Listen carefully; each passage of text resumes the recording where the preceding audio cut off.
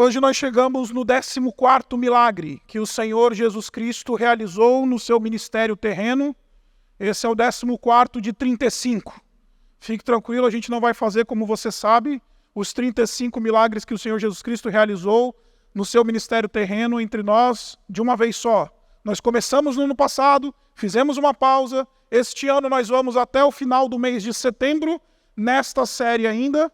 Durante todos os domingos de setembro nós vamos continuar refletindo sobre os milagres que o Senhor Jesus Cristo realizou. Depois a gente vai fazer mais uma pausa, a gente volta no ano que vem até a gente completar os 35 milagres. Agora, hoje nós chegamos num milagre que ele é um tanto conhecido, ouso dizer até muito famoso. E a razão é porque este milagre ele nos é narrado pelos 3 evangelistas sinóticos, Mateus, Marcos e Lucas, que são os evangelistas que narram a partir de perspectivas diferentes, mas basicamente os mesmos eventos. Esses 3 evangelistas eles se preocupam em contar essa história do Senhor Jesus Cristo expulsando esses espíritos imundos deste homem ali da região de Gadara, ou da região aqui dos Gerazenos. A depender da versão que você está lendo, talvez seja Gadara, Gerasa e outros termos. Mas a razão pela qual essa outra razão pela qual esse milagre é muito conhecido é porque não somente os 3 evangelistas narram para nós, mas os 3 evangelistas nos narram esse evento com riqueza de detalhes. Nós temos uma preocupação, e aqui no caso de Marcos, em nos dar uma riqueza de detalhes acerca de cada um destes eventos. Marcos ele se preocupa em contar para a gente realmente quem que era este indivíduo, o que aconteceu, como é que se deu esse milagre, etc. e tal. Por isso muito falam sobre esse milagre, sobre esse evento da vida do Senhor Jesus Cristo, quando a gente ouve sermões sobre o poder do Senhor Jesus Cristo, sobre a autoridade do Senhor Jesus Cristo e etc. Agora, antes de entrar no texto, eu quero corrigir uma perspectiva que muitas vezes ela é errada, acerca de como o cristão ele deve lidar com o mundo espiritual que existe e que atua. Existem 2 paradigmas que eu costumo dizer que são as 2 faces de uma mesma moeda de tolice. Existem aqueles cristãos que vivem em função das forças espirituais do mal. Aqueles cristãos que, enfim, caçam demônio e acham demônio em todo lugar. Aquilo que eu quero chamar de cristão que hipervaloriza Satanás. Você vai em algumas igrejas hoje em dia, fala-se mais de Satanás do que de Jesus. Fala-se mais dos demônios que atuam do que da cruz do Senhor Jesus Cristo. Fala-se mais do que eventualmente os demônios podem fazer ou deixar de fazer na nossa vida, do que eventualmente acerca da cruz do Senhor Jesus Cristo. E isso daqui, meus irmãos, é um paradigma de imaturidade, de tolice. A hipervalorização das forças malignas não é uma abordagem que nós aprendemos com o Evangelho. Também é uma tolice a completa negação. E você simplesmente viver como se não existisse uma realidade espiritual, como se a matéria fosse tudo aquilo que explica a nossa existência. É uma tolice achar que não há ser cristão e não ter muito claro diante de si o fato de que sim, nós temos, enfim, um inimigo de nossas almas. O apóstolo Pedro ele vai dizer para nós que Satanás ele anda ao nosso derredor como um leão que ruge, procurando alguém para devorar. Sim, na mesma medida em que a gente não hipervaloriza, na mesma medida que a gente não fica caçando o demônio, na mesma medida que a gente não fica dando uma de caça-fantasma gospel, a gente também não despreza absolutamente, não ignora completamente, porque sim, existe um mundo espiritual operante, e existem forças espirituais que operam e que eventualmente têm poder de atuar na nossa vida, na nossa realidade. E esse texto que nós acabamos de ler é um texto que nós, enfim, temos essa cena do Senhor Jesus Cristo chegando numa região gentílica. E por que é importante começar por aqui? Porque, note, nós não estamos falando de Jesus chegar em um lugar em que ele era conhecido. Jesus está chegando num lugar, numa região, em que ele não era muito conhecido, não. Ele começou o seu ministério ali na chamada região da Galileia, e então ele estava ministrando em toda a região ali. O seu quartel-general, a cidade que era o quartel-general do seu ministério, era a cidade de Nazaré. Então ele está ministrando ali naquela região, ele está, enfim, curando, ele está pregando o evangelho, ele vem anunciar a chegada do reino. E então ele decide atravessar para uma margem do mar da Galileia que dava para uma região absolutamente gentílica, que não era uma região que era formada por 10 cidades relativamente independentes do império, formada majoritariamente por gente que não era judia, que não pertencia à cultura e à nação judaica, não eram aqueles chamados religiosos de berço, e o Senhor Jesus Cristo ali chega. E a primeira lição mais fundamental e mais óbvia que a gente vê nesse texto é que a gente precisa, às vezes, ponderar o fato de que ser um endemoniado ou estar eventualmente debaixo da ação satânica não necessariamente significa ser aquele que está virando o olho, está rolando, está babando, que a gente diz assim, está amarrado, ele chacoalha. Essa semana, na verdade ontem, soltei uma caixinha lá nas minhas redes sociais e falei assim, me ajuda no sermão de domingo, povo. Aí pedi para o pessoal escrever lá para mim o que era um endemoniado. Para você, o que é um endemoniado? Responde aí. E aí, gente, eu recebi uma miríade de respostas. 95% das respostas, elas tinham esse espírito. O endemoniado é aquele indivíduo que está possuído por uma força maligna, por um espírito maligno, às vezes até mesmo pelo próprio Satanás. E ele é aquele que blasfema, ele é aquele que a gente fala está amarrado, ele remexe, ele é aquele que vira o olho, é aquele que urra. E quando a gente olha para essa cena, parece que imediatamente a gente conecta, né, esse imaginário que a gente tem acerca do endemoniado com esta cena que nós estamos lendo.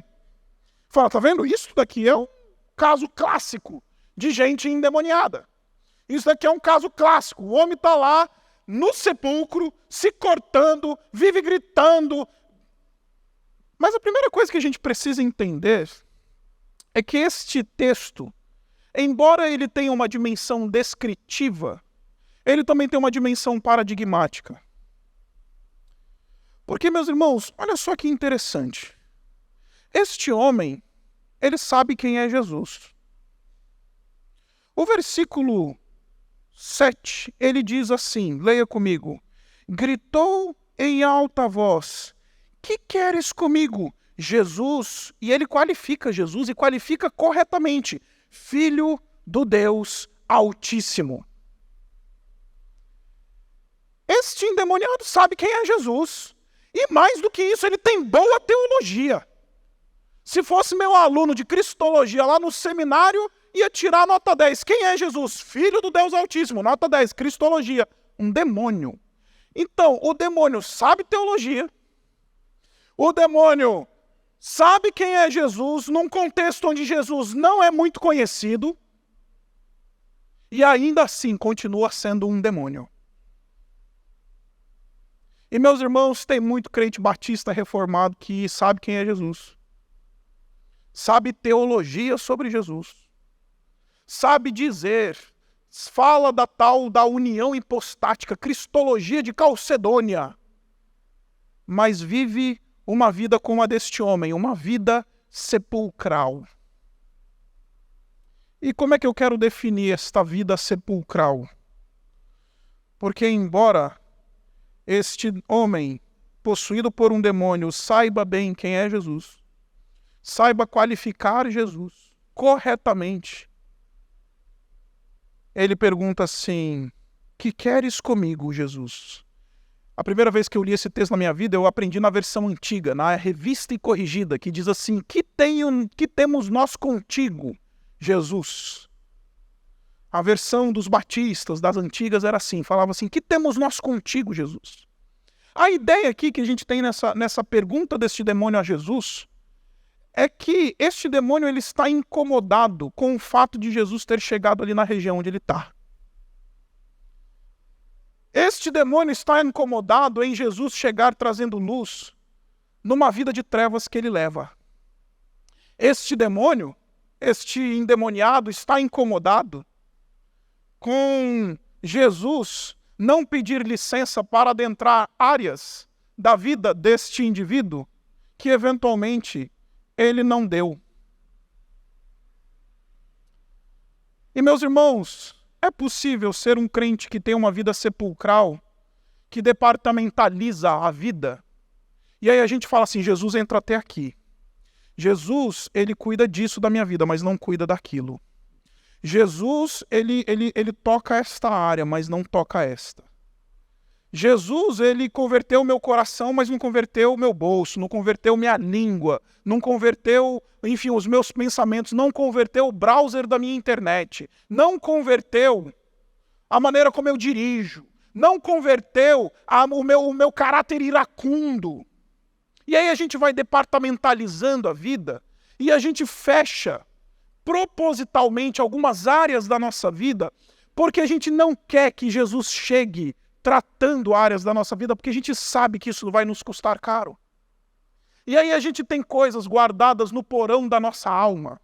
A gente tem coisas guardadas no porão da nossa existência. A gente tem pecados ocultos em áreas em que a gente não quer que ninguém mexa. E aí quando Jesus eventualmente sugere a apresentar-se para tratar essas áreas, a gente pergunta: que tenho eu contigo, Jesus? O que você quer comigo, Jesus?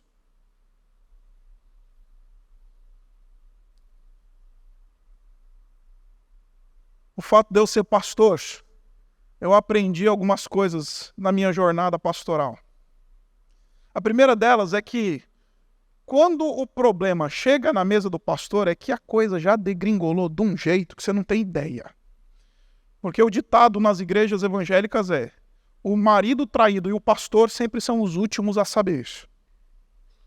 E aí é muito interessante porque quando chega para o pastor, acredite, é porque literalmente a vaca já foi para o brejo, o porco já se jogou do precipício, o negócio já está na UTI, literalmente. E aí é muito interessante porque não são poucas as vezes que, quando eventualmente alguma situação chega para o pastor e o pastor ele precisa tomar alguma decisão, chamar alguém às falas ou conversar, sabe o que eu ouço? Falo: não, pastor, fica tranquilo que isso daí não é problema da igreja, não. Isso é uma vida sepulcral. De gente que não quer que Jesus entre trazendo luz, soprando vida nos porões da nossa alma, da vida sepulcral que a gente leva. Aí a gente fica profundamente incomodado. E aí a gente fala assim: não, isso daí é problema meu, pastor, não se mete não. Ouvi isso não faz muito tempo, de um irmão. Fica tranquilo que eu só conto história de gente de fora da urbana para não constranger ninguém da urbana. Mas estava conversando com uma pessoa, e aí fui conversar com esse irmão, ele falou: não, pastor, fica tranquilo que isso daí não é problema teu não. Eu falei: como é que é? O pai que tu confessa é o mesmo que o meu, né? Tu fala Pai Nosso que estás no céu, né? Tu não fala Pai meu, né? Tu fala Pai Nosso. A nossa fé é comum, né? Então isso é problema meu também.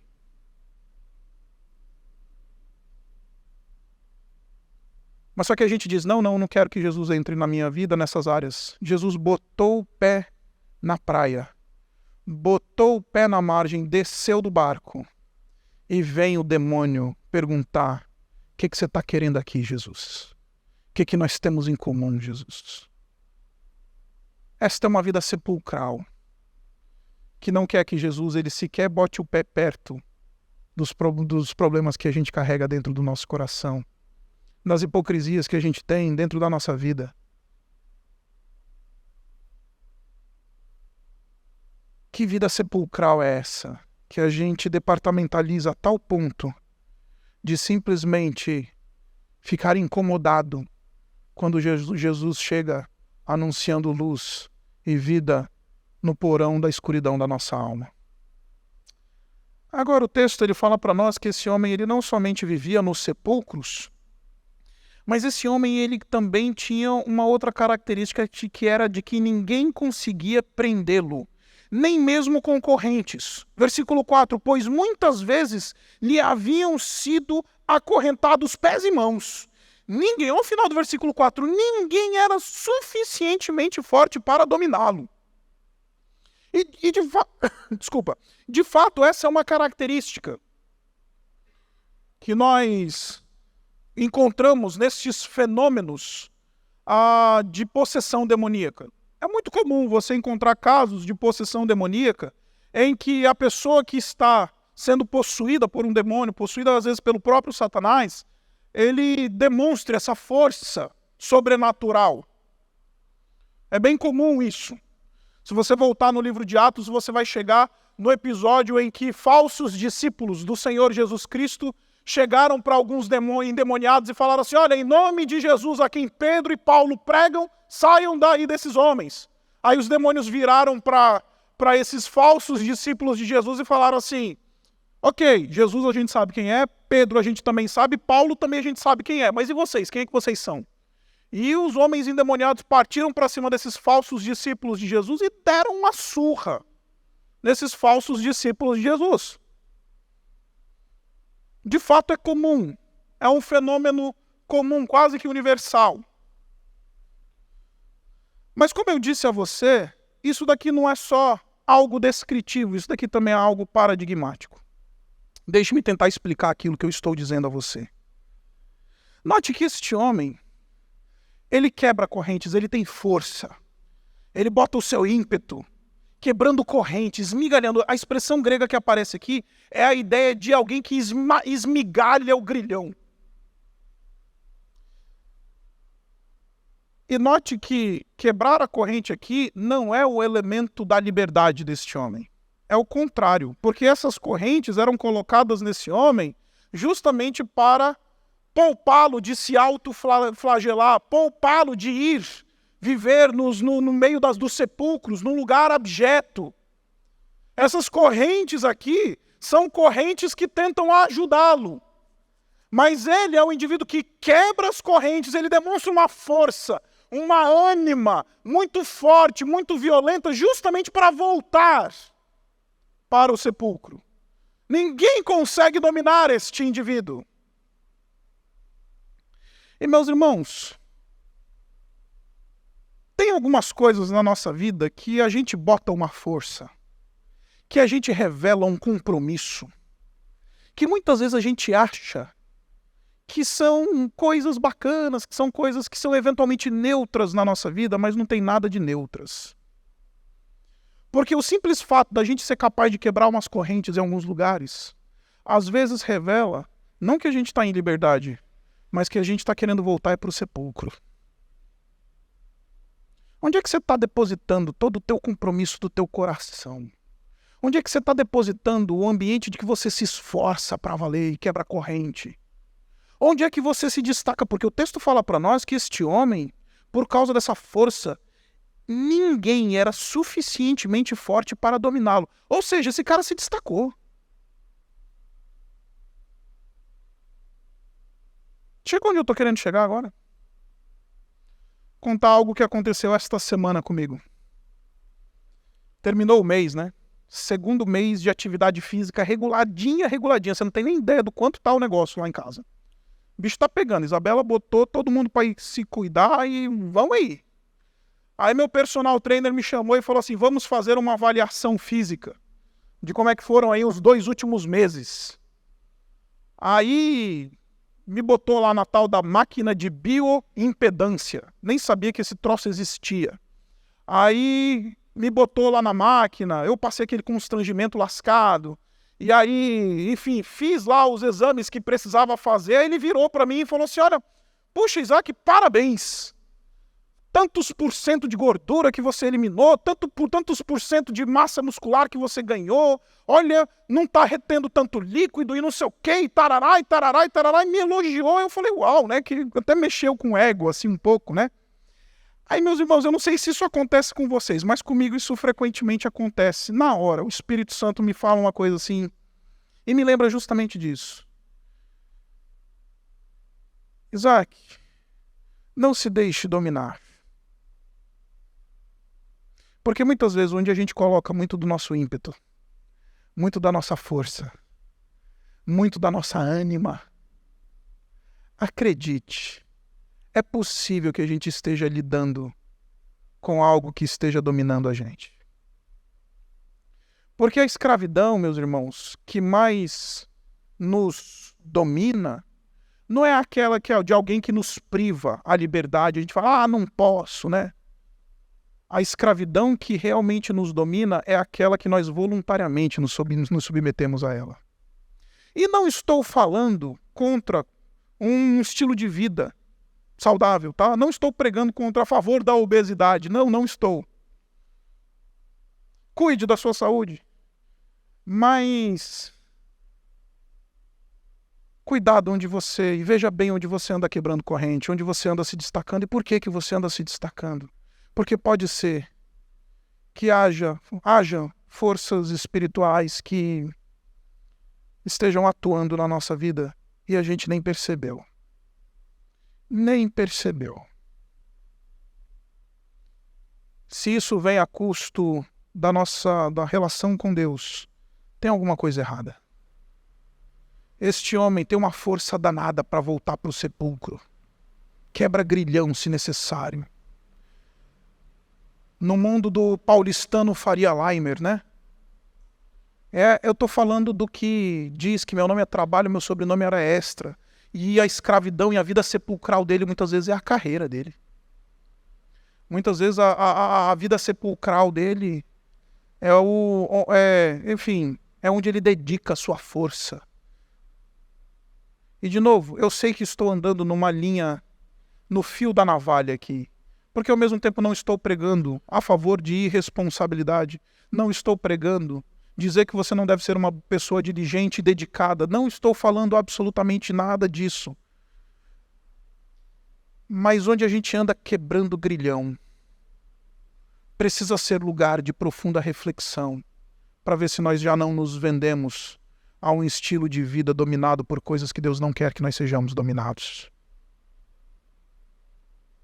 Então este homem é um homem que tem uma vida sepulcral, não somente porque ele não quer abrir áreas da sua vida a Jesus, justamente porque ele não quer e não vê como boa a presença do Senhor Jesus Cristo ali perto dele, mas também é porque ele anda quebrando alguns grilhões como evidência da sua escravidão e não em busca de liberdade. Aí então você tem o Senhor Jesus Cristo, por assim dizer, expulsando o demônio. O versículo 8 diz assim, pois Jesus lhe tinha dito, saia deste homem, espírito imundo.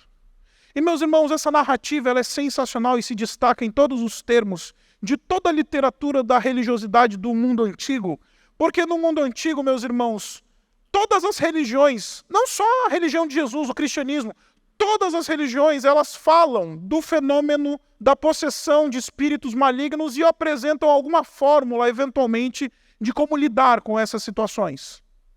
Só que em todas as religiões, se você fizer uma pesquisa de religiões comparadas do primeiro século, você vai perceber e descobrir que o mecanismo utilizado para lidar com um fenômeno como esse é buscar uma autoridade maior e falar em nome desta autoridade maior para repreender o demônio. Interessante que Jesus ele não fala isso, ele não faz isso, ele não vai buscar uma autoridade maior. Ele simplesmente diz, saia deste homem, espírito imundo. Jesus ele não vai buscar uma autoridade maior para repreender esses demônios. Jesus ele não precisa falar em nome de ninguém, porque ao fazer isso ele está dizendo, eu sou a autoridade maior. Sou eu aquele que tem autoridade absoluta sobre você e sobre qualquer outra coisa que esteja dentro do cosmos. Ao não apontar para uma outra autoridade. Jesus está dizendo, eu sou a autoridade.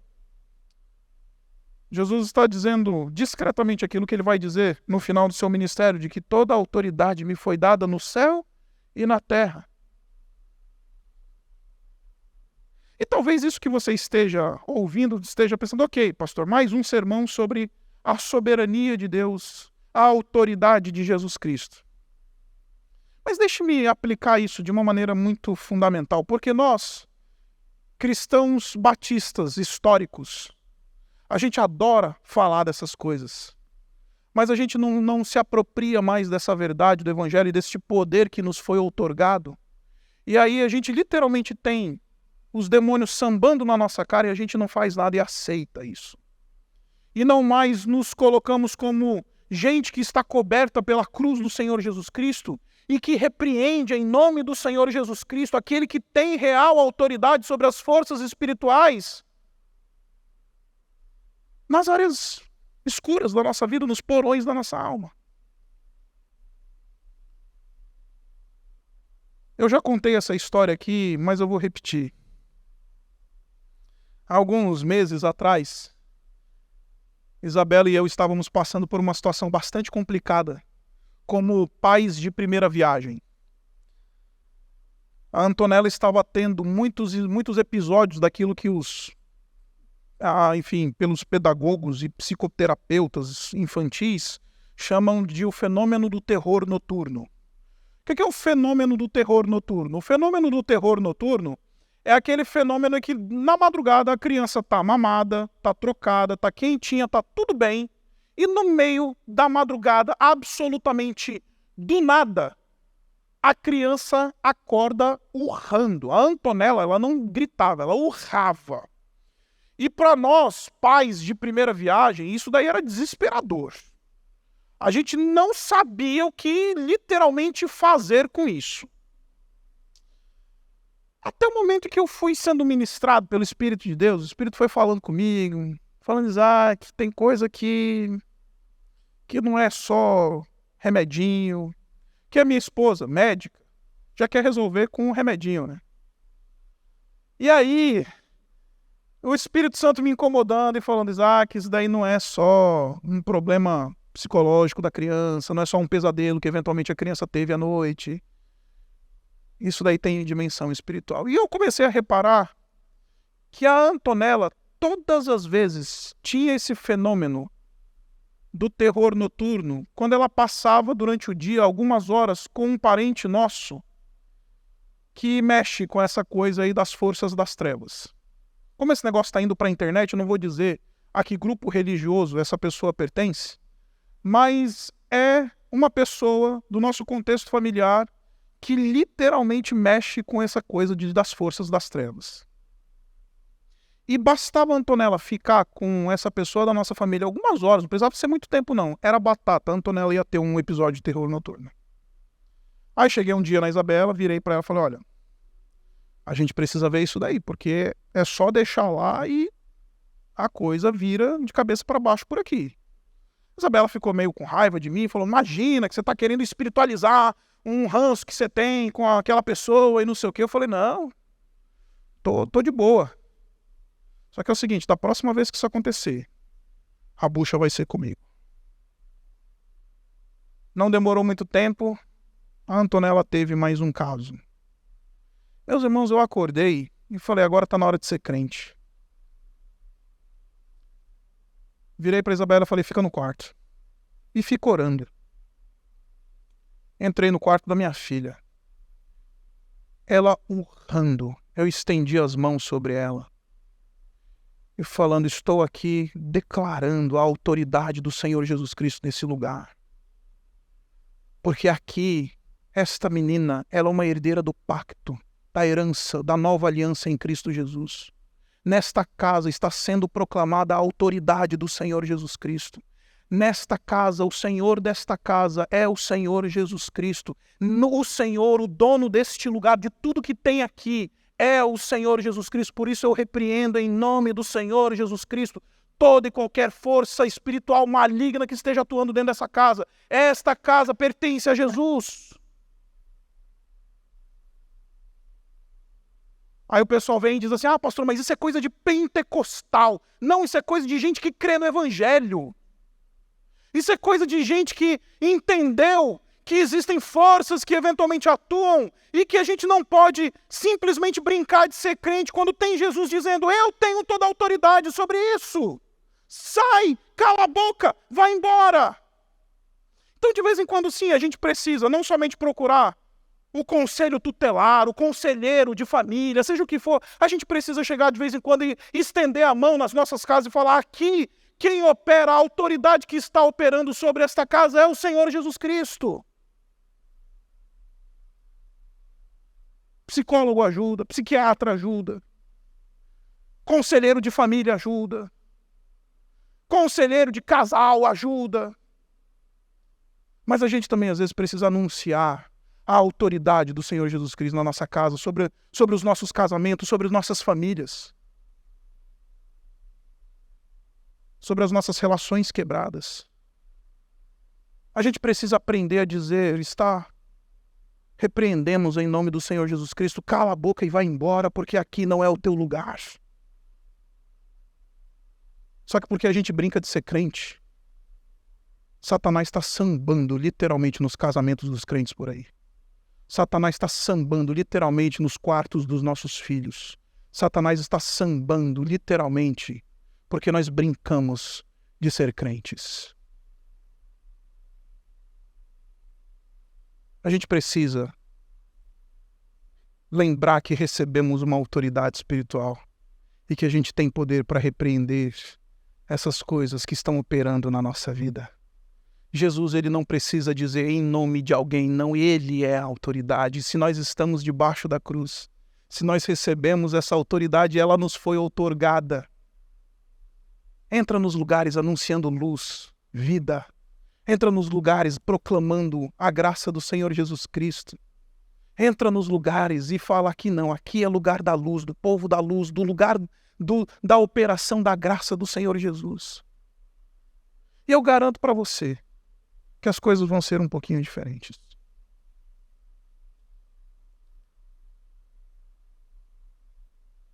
Agora, isso não veio de maneira alguma, de graça para esse homem.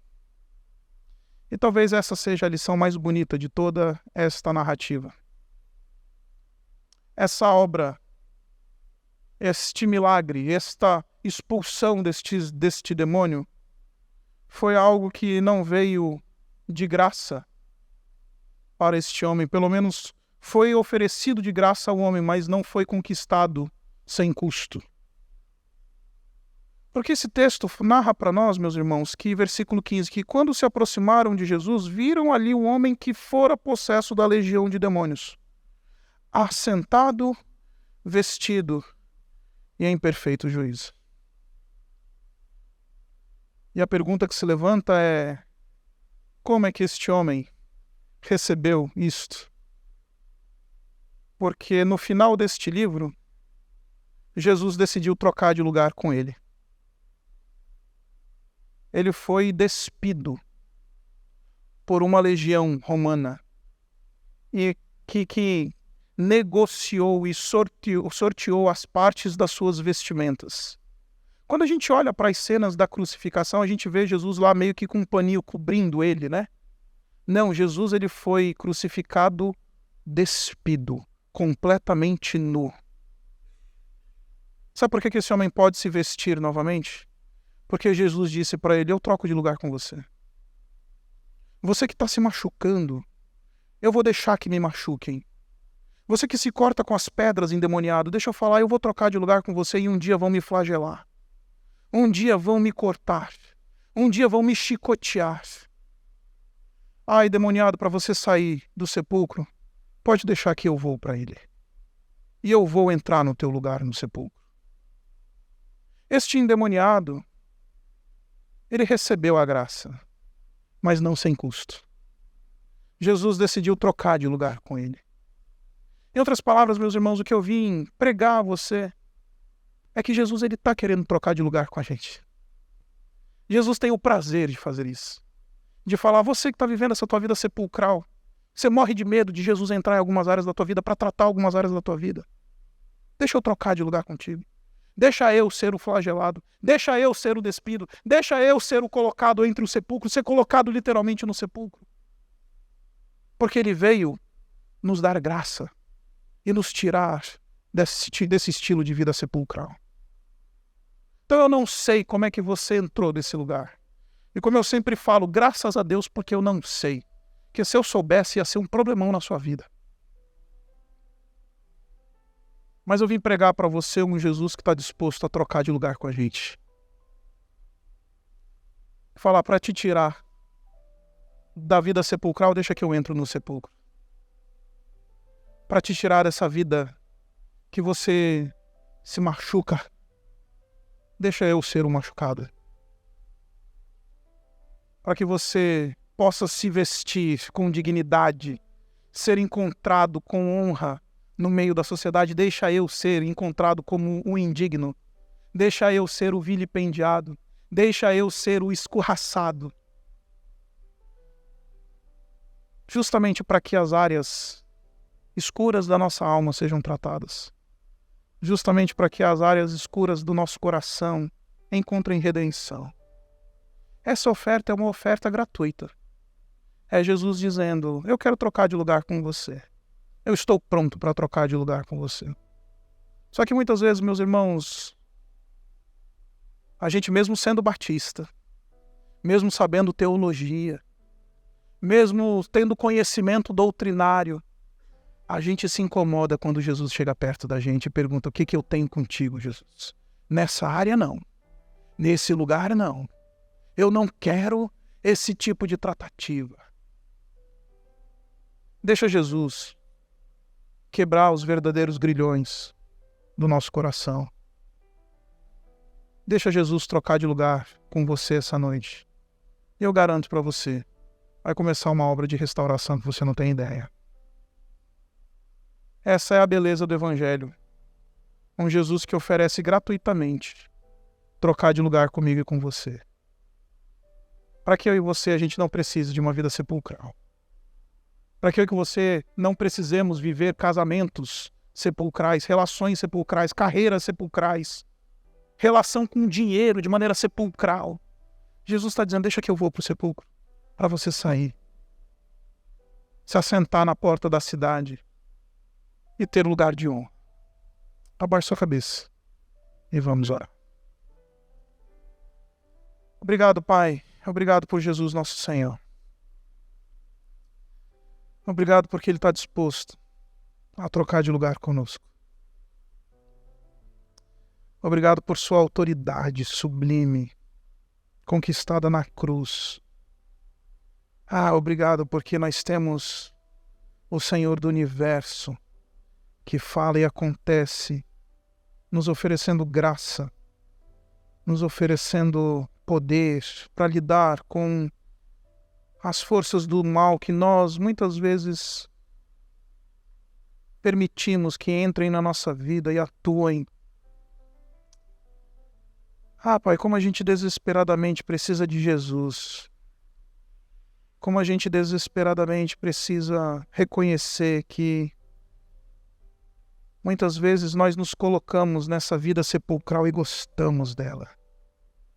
Fazemos da nossa existência uma existência sepulcral, porque não estamos dispostos a permitir que Jesus trate áreas escuras da nossa alma, áreas de sombras da nossa existência. Pai, como a gente precisa de Jesus entrar na nossa vida soprando luz, soprando vida, soprando renovo, tratando o nosso coração, convidando a gente a sair do sepulcro, convidando a gente para se submeter ao seu senhorio absoluto, nos concedendo poder para lidar com as forças do mal que atuam contra nós. Pai, a gente precisa de Jesus. E obrigado porque Ele está disposto a trocar de lugar com a gente. Obrigado porque Ele trocou de lugar com esse endemoniado em Gadara. E Ele troca de lugar com a gente tantas vezes quanto for necessário, para que a gente possa viver vida em abundância, para que a gente possa gozar dos Teus planos bons, perfeitos, para que a gente possa andar em intimidade contigo e para que a gente possa ser conduzido à semelhança com o Senhor Jesus Cristo. Por isso, reconhecemos essa noite a tua graça é em Jesus Cristo, que nos convida a trocar de lugar conosco. Nós oramos assim no nome dele. Amém.